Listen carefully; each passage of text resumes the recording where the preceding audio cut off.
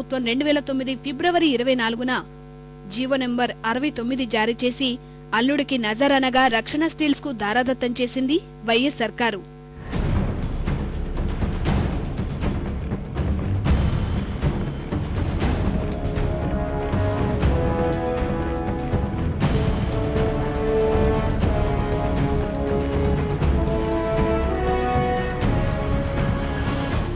ఖమ్మం జిల్లాలోని 3 మండలాల్లో ఉన్న మొత్తం 1,40,000 ఎకరాలను రిజర్వ్ చేయాలని కేంద్రానికి లేఖ రాసేశారు. రిజర్వేషన్ కాకముందే 2009 మార్చిలో గనుల తవ్వకం కోసం ఏపీఎండీసీకి రక్షణ స్టీల్స్ కి పెద్దల చలవతో ఒప్పందాలు కుదిరిపోయాయి. ఇందులోనూ ఎన్నో మతలబులు. 2009 ఫిబ్రవరిలో జీవో 69 ద్వారా గనులను రక్షణ స్టీల్స్ కు కట్టబెట్టేశారు. ఈ ఒప్పందం పూర్వపురాలు పరిశీలిస్తే గిరిజన చట్టాలను దొడ్డిదారిన ఉల్లంఘించి వేరెవర్నీ ఆ 3 మండలాల్లో గనుల కోసం ప్రవేశించే హక్కు లేకుండా చేసి అంతకుముందే అక్కడ దరఖాస్తులు పెట్టుకున్న గిరిజనులను పక్కన పెట్టేసి ప్రభుత్వ రంగ సంస్థ ఆంధ్రప్రదేశ్ ఖనిజాభివృద్ధి సంస్థ ఏపీఎండీసీ చేసిన నిర్వాకమిది. అప్పట్లో గనుల డైరెక్టర్ రాజగోపాల్, గనుల శాఖ కార్యదర్శి శ్రీలక్ష్మి ఈ మొత్తం వ్యవహారం నడిపారని ఆరోపణలు వచ్చాయి. తాను కష్టపడి లాభాలను తవ్వితీసి రక్షణ స్టీల్స్ కు పోయడమే, ఏపీఎండీసీ రక్షణ స్టీల్స్ కు సరఫరా చేయాలి. ఒప్పందాన్ని చూస్తే ఆ విషయంలో భారీ మతలబున్నట్లు స్పష్టమవుతుంది. ఒప్పందం ప్రకారం ఏపీఎండీసీ ఖనిజాన్ని తవ్వి రక్షణ స్టీల్స్ కు సరఫరా చేయాలి. ఇలా తవ్వినందుకు ఏపీఎండీసీ తనకైన ఖర్చుపై 16% లాభంగా వేసుకుని ఇవ్వాలి. టన్ను ఇనుప ఖనిజాన్ని తవ్వి తీయడానికి గరిష్టంగా 500 రూపాయలు ఖర్చవుతుంది. అప్పట్లో టన్ను ఇనుప ఖనిజం బహిరంగ మార్కెట్లో 3,000 రూపాయలు పలుకుతుంది. ఆ ధర ఇప్పుడు అధికమైంది. ఖనిజం నాణ్యతను సరాసరి వేసుకున్నా ఈ ధర వస్తుంది. అందులో ఏపీఎండీసీకి ఇచ్చేది 500 రూపాయలే. అదనంగా వచ్చే రాయల్టీ కూడా నామమాత్రమే. అన్ని ఖర్చులు కలుపుకున్నప్పటికీ రక్షణ స్టీల్స్ కు 1,000 రూపాయలకు మించి ఖర్చు అయ్యే అవకాశం లేదు. అంటే టన్నుకు 2,000 రూపాయల లాభం. కంపెనీ పెట్టి ఉక్కు ఉత్పత్తి చేయడం సంగతేమో గాని పైసా పెట్టుబడి లేకుండా పాడి ఆవులాగా టన్నుకు 2,000 రూపాయల వరకు పిండుకోవచ్చన్న ప్రభుత్వ పెద్దల ఆలోచన. 3 మండలాల్లోని ప్రజల ఆస్తులు, ఇళ్లు, భూములు, చెరువులు, ఆఖరికి రహదారులను కూడా ఆ కంపెనీ గుత్తగా కట్టబెట్టేశారు.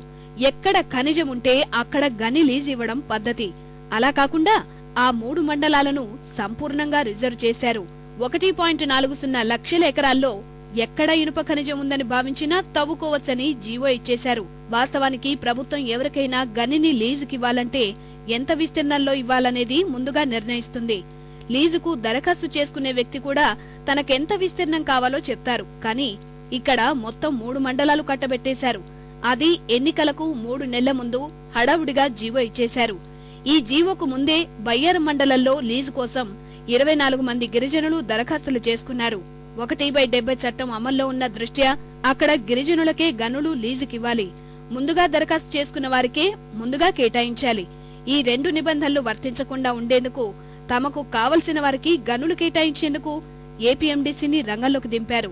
ప్రభుత్వ రంగ సంస్థలు ముందుకు వస్తే వాటికి ప్రాధాన్యమివ్వాలన్న విధానముంది. ప్రభుత్వ రంగ సంస్థ అయితే 1/70 చట్టం వర్తించదు. అంటే ఒకే దెబ్బకు 2 పిట్టలన్నమాట. భవిష్యత్తులో మరే గిరిజనుడు మరే కంపెనీ మైనింగ్ లీజు కోసం ఆ ప్రాంతానికి రాకుండా ఎత్తువేశారు. 3 మండలాలను ఏపీఎండీసీకి రిజర్వ్ చేశారు. అందులో వాస్తవంగా ఖనిజం ఎంత విస్తీర్ణంలో ఉందన్న అంచనాలు లేవు. ఎక్కడ ఖనిజమున్నా అది వారిదే. మరొకరు అడుగుపెట్టే వీల్లేదు. నేలకొండపల్లి మండలంలో నాగార్జున సాగర్ ఎడమ కాలువ కింద ఆయకట్టుంది. ఈ ప్రాంతాన్ని కూడా రిజర్వ్ చేశారు. అంటే ఈ ప్రాంతంలో ఎక్కడ ఎవరింటి కింద ఎవరి పొలం కింద ఖనిజమున్నా రక్షణ స్టీల్స్ హస్తాల్లోకి వెళ్లిపోతుందన్నమాట. ఆ అగ్రిమెంట్ రీచ్ అవడానికి ముందు అగ్రిమెంట్ రీచ్ అయిన తర్వాత ఆ వెలుగులో కూడా కొన్ని వేల టన్నుల ఐరన్ ఓర్ ను అక్రమంగా తరలించుకోవడం జరిగింది. తరలించుకుపోయినటువంటి సంపదను అసెస్ చేసి ఎంత సంపద తరలించుకుపోయారో దాన్ని మొత్తం అంత విలువ కలిగినటువంటి ఆస్తులన్నింటిని కూడా తరలించుకుపోయినటువంటి క్రిమినల్ యాక్టివిటీలో పాల్గొన్న వాళ్ళందరి నుంచి ఆర్ఆర్ చట్టాన్ని ఉపయోగించి రికవరీ చేయాలని చెప్పి డిమాండ్ చేస్తున్నాం. అంత పెద్ద 1,40,000 ఎకరాలు బహుశా ఏ రాజుల వ్యవస్థలోనో ఫ్యూడల్ వ్యవస్థలోనో భూస్వాముల వ్యవస్థలో కూడా సాధ్యం కాని విధంగా 1,40,000 ఎకరాలు పంపిణీ చేయడానికి లేకపోతే దారాదత్తం చేయడానికి జీవో ఇష్యూ చేసినటువంటి అధికారులు, మంత్రులు ఎవరెవరు ఉన్నారో వాళ్ళందరిపైన క్రిమినల్ కేసులు పెట్టాలని డిమాండ్ చేస్తాం. ఖమ్మం జిల్లాలో 3 మండలాలను గంపగుత్తగా హస్తం చేసుకున్న రక్షణ స్టీల్స్ డైరెక్టర్ కొండలరావు అనిల్ కు బినామీనే అన్న ఆరోపణలు గుప్పుమన్నాయి. అనిల్ మత ప్రచార సంస్థ రక్షణ స్టీల్స్ కార్యాలయం 2 హైదరాబాద్ లోని ఆదిత్య ఎలైట్ అపార్ట్మెంట్స్ లో ఒకే అంతస్తులో పక్కపక్క ఫ్లాట్స్ లోనే ఉన్న వాస్తవాన్ని వెల్లడి చేసింది. అనిల్ కుమార్ కు కొండలరావుకి సంబంధం ఉన్నట్లు ఆధారాలు కూడా దొరికాయి. బయ్యారం గనుల అడ్డగోలు వ్యవహారం బయటకు పొక్కాక విపక్షాలు బగ్గుమన్నాయి. రాజుల కాలంలో రాసిచ్చినట్లుగా ఖమ్మం జిల్లాలో 3 మండలాలు, వరంగల్ జిల్లాలోని 1 మండలంలో ఎక్కడైనా ఇష్టం వచ్చినట్లు తవ్వుకునే హక్కుల్ని రక్షణ స్టీల్స్ కు గుత్తగా కట్టబెట్టారు. 2009 సార్వత్రిక ఎన్నికలకు ముందు సర్కారు హడావిడిగా తీసుకున్న వివాదాస్పద నిర్ణయం వెనుక సాక్షాత్తు అప్పటి ముఖ్యమంత్రి వైఎస్ అల్లుడు అనిల్ కుమార్ ఉన్నాడన్నది జగమెరిగిన సత్యం.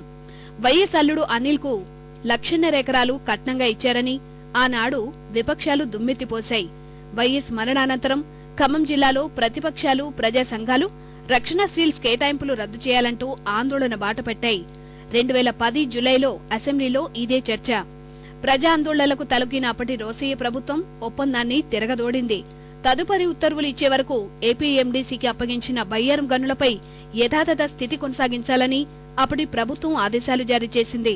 తాజా ప్రభుత్వ నిర్ణయంతో రక్షణ స్టీల్స్ కథ ముగిసింది. ఇది సరైనటువంటి నిర్ణయం. ఇంతకుముందు చేసినటువంటి ఒప్పందం మంచిది కాదు. ఆ ఒప్పందాన్ని క్యాన్సిల్ చేయటం అనేది సరైనటువంటి నిర్ణయం. రక్షణ స్టీల్స్ అనేటువంటి మాట మాకు ఎక్కడా రాలేదు, క్యాబినెట్లో ఎప్పుడు రాలేదు. అదంతా between the minister and the minister, అంటే మినిస్టర్కు ఆ శాఖకు సంబంధించినటువంటి మినిస్టర్కు వాళ్లకు మధ్యన జరిగి ఉంటుంది తప్ప మా క్యాబినెట్కు రాలేదు. మాకేం సంబంధం